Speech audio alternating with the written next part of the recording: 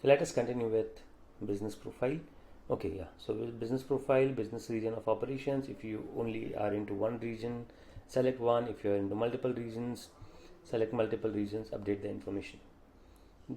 Then you have the option to update call and voicemail settings on the left. This is through, then you have the option to update your address, the time zone, the language, update authorized representative if you have any representative name, email, job position, phone number with country code.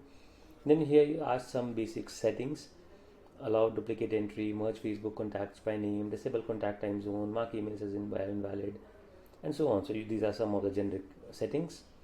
Deduplicate contact, enable. We'll come back to each of these as and when we need to change the settings or do something right. I'm not getting into too much of details right here.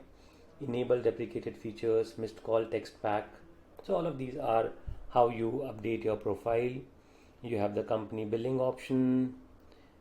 If your account is being managed by an agency, then you would not see that. You can add your employees and give them the accesses. So you can add your employees and you can give very specific permissions to them. So that's how you set up your business profile.